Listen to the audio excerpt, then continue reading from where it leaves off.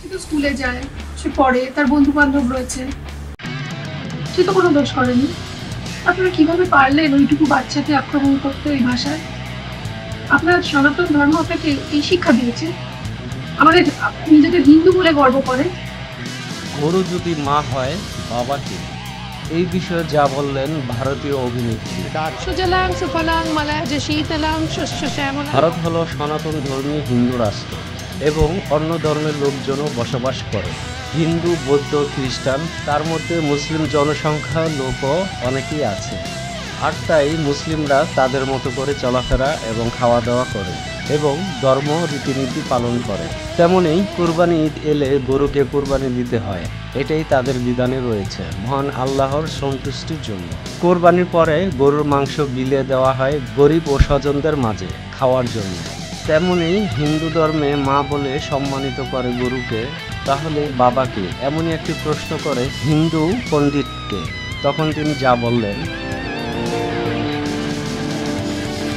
এই প্রশ্নের উত্তরে হিন্দু পণ্ডিত বলেন, চাঁদ যদি মামা হয় তাহলে নানাকে। হিন্দুরা গরুর মাংস খায় না প্রধানত দুটি কারণে: ধর্মীয় পবিত্রতা ও সাংস্কৃতিক ঐতিহ্য। গরুকে গোমাতা বা মায়ের সমতুল্য মনে করা হয়, কারণ এটি তাদের জীবন ধারণের দুধ ও অন্যান্য সেবা প্রদান করে থাকে। গরুর প্রতি এই শ্রদ্ধা এবং এটিকে পবিত্র জ্ঞান করার প্রথা বহু প্রাচীন, যা তাদের ধর্মীয় বিশ্বাস ও জীবনধারার অবিচ্ছেদ্য অংশ হয়ে দাঁড়িয়েছে। হিন্দুরা গরুকে অত্যন্ত পবিত্র ও দেবীর প্রতীক হিসাবে দেখে, তাই একে হত্যা করা বা এর মাংস খাওয়াকে পাপ বলে মনে করেন তারা। গোমূত্রকে অত্যাধিক পবিত্রতা ও শোধনকারী গুণসম্পন্ন বলে মনে করা হয়, যা এরা ধর্মীয় গুরুত্ব বাড়িয়ে তোলে। আর তাই নিষিদ্ধ করা হয় গরু হত্যা ও মাংস খাওয়া। এরই মধ্যে ভারতের কেরালায় ঘটল বিরল ঘটনা, মাংস দিয়ে পার্টি, যা সামাজিক যোগাযোগ মাধ্যমে ছড়িয়ে পড়েছে। এই নিয়ে মুখ খুললেন ব্যাংকের এক কর্মী। এনডিটিভিকে বলেছেন, প্রথমত তারা এক কর্মকর্তা হেনস্থার বিরুদ্ধে প্রতিবাদ সমাবেশ করার সিদ্ধান্ত নিয়েছিল। এরপর তারা জানতে পারেন তিনি ক্যান্টিনে গরুর মাংস নিষিদ্ধ করেছেন। എটি শুনে তারা তাদের প্রতিবাদের ধরন পরিবর্তনের সিদ্ধান্ত নেন। സംഘടനയില്ല. അവരുടെ അടുത്ത് ചെന്ന് ഈ മാനേജർ പറയുകയാണത്രേ, ഈ ഓഫീസിനുള്ളിൽ ആരും ബീഫ് കഴിക്കാൻ പാടില്ല, ഇവിടെ ഒരു ചെറിയ ക്യാൻറ്റീൻ പോലെ പ്രവർത്തിക്കുന്നുണ്ട്. ভারতের কেরালা কোচিতে ব্যাংকের এক ক্যান্টিনে গরুর মাংস নিষিদ্ধ করেছেন উপ আঞ্চলিক পরিচালক। এর প্রতিবাদে ব্যাংকের সামনে গরুর মাংস পার্টি করেছেন কর্মীরা।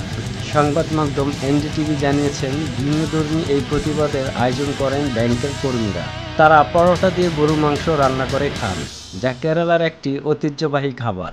যদিও ভারতের অনেক অনেক জায়গায় গরু হত্যা করা নিষিদ্ধ করা হয়েছে।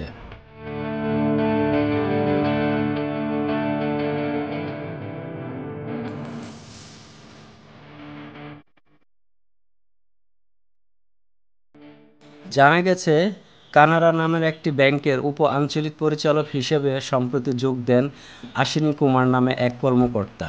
তিনি বিহার থেকে এখানে এসেছেন এবং এই শাখায় দায়িত্ব নেন।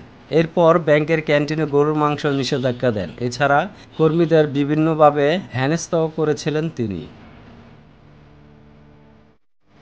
ভারতীয় ব্যাংক কর্মী ফেডারেশনের এক নেতা বলেছেন, খাবার হলো এমন জিনিস যা ব্যক্তি নিজেই বাছাই করবে।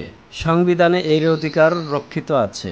তা সত্ত্বেও নতুন কর্মকর্তা এসে সাধারণ কর্মীদের খাবারের ব্যাপারে হস্তক্ষেপ করেছেন।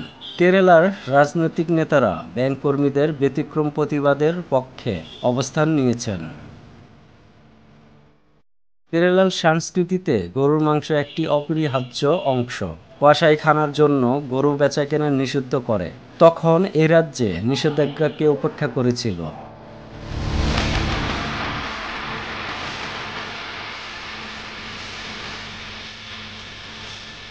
এদিকে গরুর মাংস বিতর্কে ভয়ে ছেলেকে স্কুলে পাঠাচ্ছেন না সুদীপা নামে এক অভিনেত্রী। কিছুদিন আগে বাংলাদেশে একটি রান্নার অনুষ্ঠানে অতিথি হিসেবে হাজির হয়েছিলেন কলকাতার সঞ্চালক অভিনেত্রী সুদীপা চ্যাটার্জি। অনুষ্ঠানে বাংলাদেশের অভিনেত্রী তারিন জাহানের পাশে দাঁড়িয়ে গরুর মাংস কিভাবে রান্না করতে হয় তা শেখেন তিনি।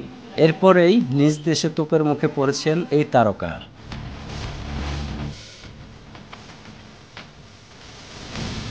সামাজিক যোগাযোগ মাধ্যমে হিন্দু ধর্মের অনুসারীরা রীতিমতো আক্রমণ করেছেন সুদীপাকে। কেউ কেউ ধর্ষণ ও খুনের হুমকিও দিয়েছেন।